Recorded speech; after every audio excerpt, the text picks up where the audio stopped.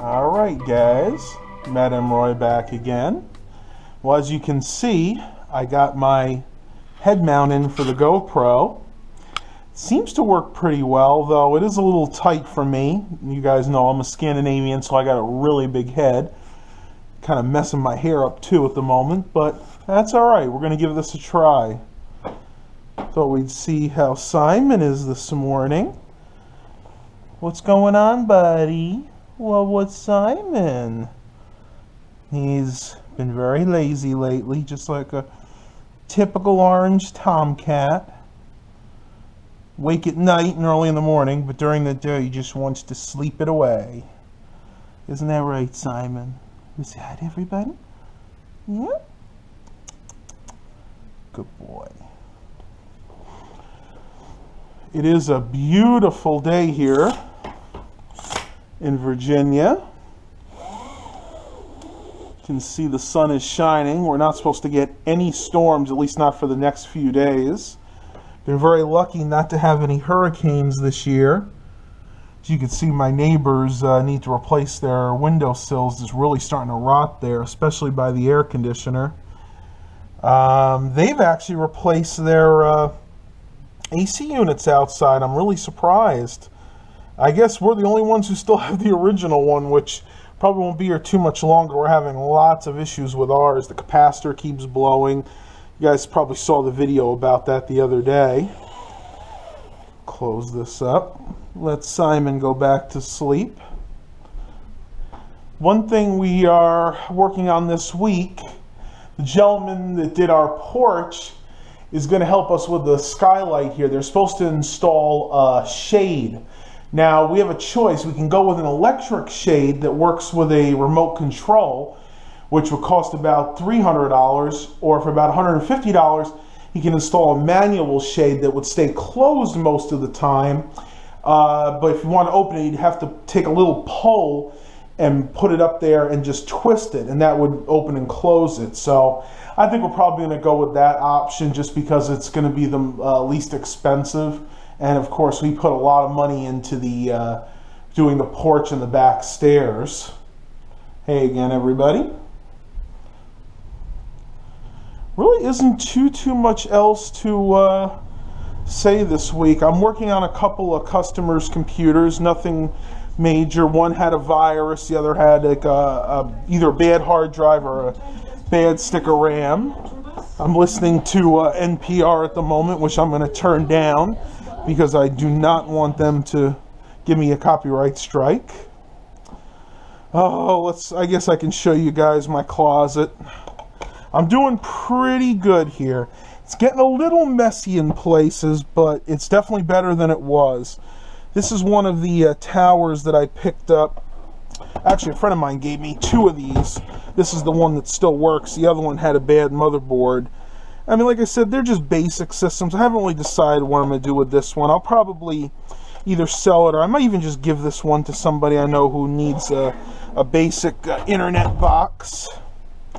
Still got this 20-inch Dell monitor.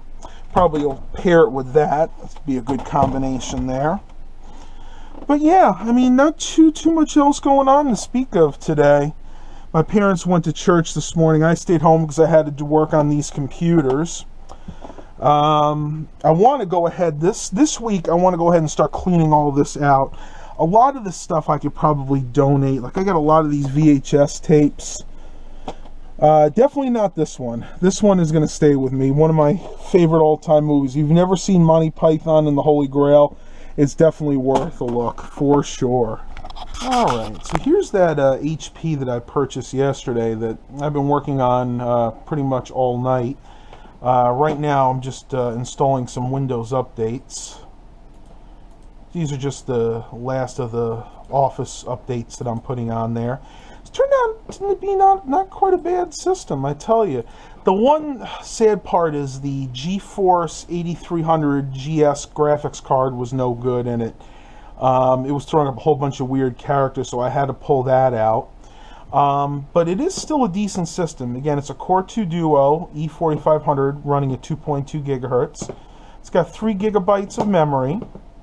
And like I said, right now it's running off the stock video card, which is just the internal Intel graphics, which it's not a great card, but it gets the job done. I mean, this is definitely be good for somebody who's needs an internet box, maybe just does some YouTube.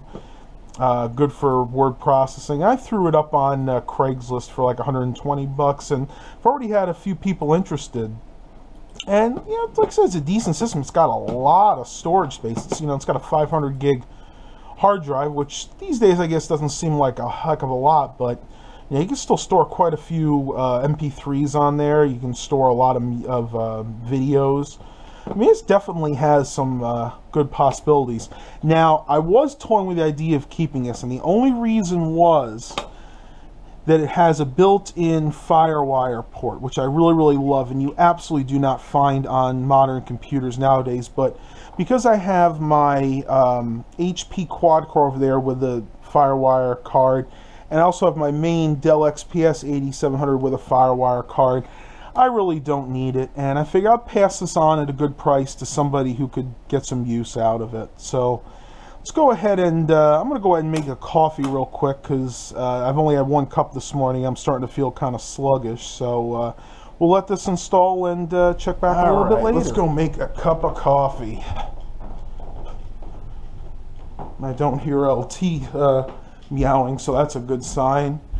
Oh my goodness, for about the first few days after my family left, she has just been so affectionate. Talks all the time, wants constant attention. It's crazy.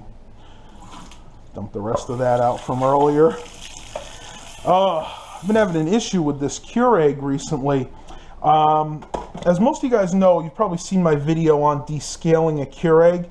After about a year, and this Keurig is about 2 years old, you can get a lot of lime scale buildup in the motor.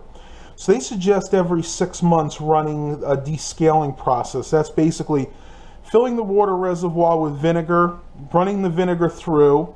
I usually do about halfway, let it sit overnight, and then run the rest of the vinegar out, and then of course run good 3 or 4 cups or fills with water to get the vinegar taste out. What was actually happening is the Keurig was clogging up. I would put a K-cup in, I would only get about it half full. It wouldn't be pumping enough water through. And I think I finally got it licked now, so let's go ahead and give it a try real quick. I'm going to go with the full 12-ounce cup, and let's go ahead and brew it.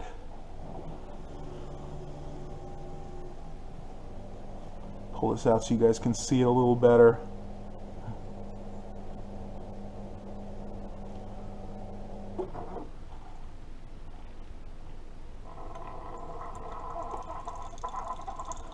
Oh yeah, that's coming out much stronger than it was before. Still think there might be a little bit of a clog in there, because it still should be coming out faster than that. When I first got this, this would brew a K-cup in about 30 seconds. Now, I would say it takes close to a minute. And if you can see in there, I guess it's going quicker. The best advice I can give anybody who owns a Keurig, make sure you only use filtered water. For the longest time, I would actually get my water out of the sink, and I think that was the problem. Even though this has a charcoal filter built in, it's only a 1-stage.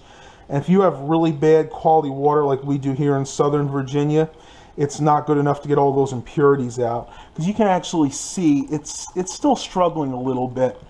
And it really should be done right now if the Keurig was working properly. So what I've been doing, coming over here to the fridge, I take this pitcher out, and it takes a minute to fill up, but it's worth it. It will save the Keurig from getting clogged up again. It's just a real shame that that has to be an issue with these Keurigs.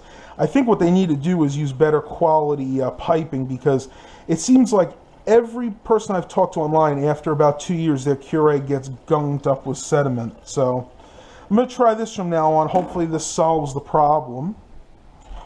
And as we can see, it's almost done brewing. Go ahead and pour that in. Again, definitely working a lot better than it was.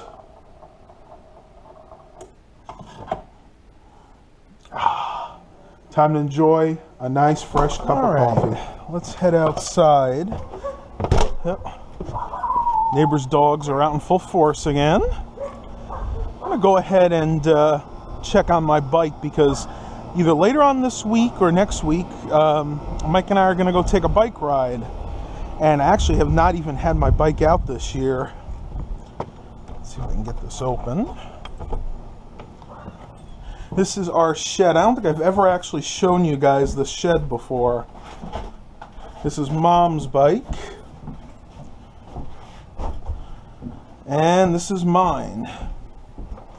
Now, I'm pretty sure everything is good on this bike, though I probably want to hit some of it with the WD-40. The belt on this bike tends to slip off once in a while, so I'm going to have to grease this up again. I want to hit some of the spokes and everything with WD-40 because I was having some squeaking issues before. Though everything looks pretty good. Brake lines are nice and tight. I brought this over to the local bike shop last year because my front brakes were binding. And everything seems to be working good right now. You can see the caliper right there. Well, like a caliper. It's not really a caliper. It's working. The brakes are not binding. What actually happened was they had to align the wheel. The wheel from years of use had become uneven and it was kind of tilting to the left. So what happened is this little right pad was hitting the wheel, and that was actually happening when I was riding, and it was making for a very, very tough time pedaling. So I think these tires need to be pumped up a little bit. This is the Campbell House-Feld crappy little air compressor that I bought at a garage sale a couple years ago. It's not very good for much. It's only 110 psi, but it's good enough to fill bike tires up. So let's go ahead and plug that in and get started. This thing is loud. I'm going to warn you guys right now. Well, it's loud when it works. There we go.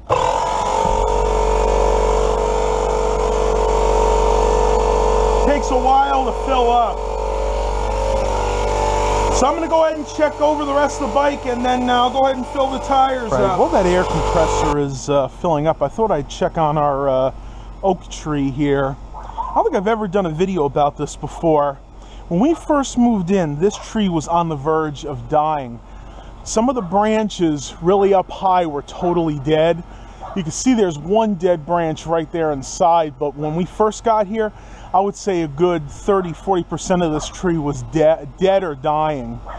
And what had happened is, you can still see it a little bit, whoever graded this land before we got it actually tied a chain around this tree. You can even see the bark is still kind of breaking off from that.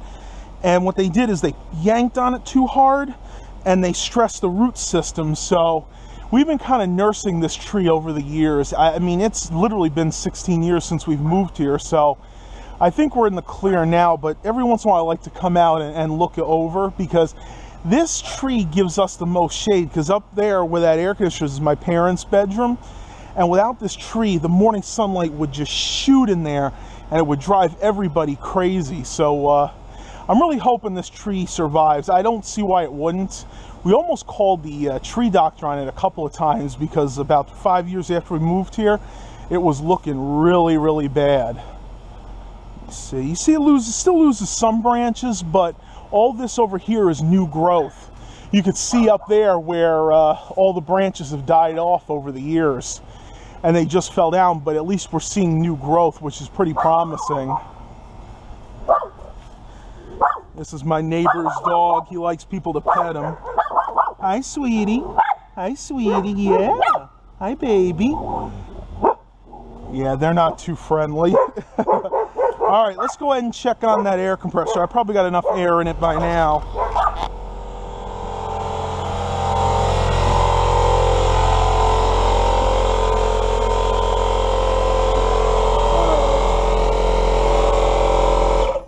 Let's go ahead and shut that off here. Now, I had to put brand new stems in these tires last year, so hopefully everything works okay when filling this. I'm not sure if the camera's picking this up. I hope it is.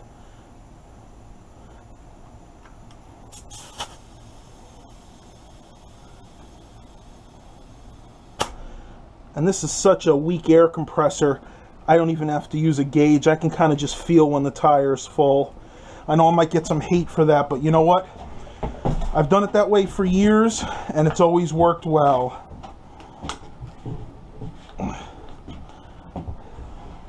Little tip when you're filling these tires, go ahead and put the stem towards the top of the wheel. With bike tires, because they have tubes in them, the stems tend to move a lot. I like to put my one thumb there and put pressure on it. That way I can get a good fill without having too much wobbling, because if you wobble too much when you fill it, I've actually had it where these stems have broken off, and that's game over because these are tube tires. You got to buy a new tube, and they, especially with the rear wheel, they are really, really hard to replace. So that's nice and firm, and that's nice and firm. Well, my bike is now ready for a trek down the old railroad tracks. Guys, I'm going to go ahead and end the vlog here for today, and hope you guys enjoyed this. Please remember to like and subscribe, and as Alvin would say, I try to be good.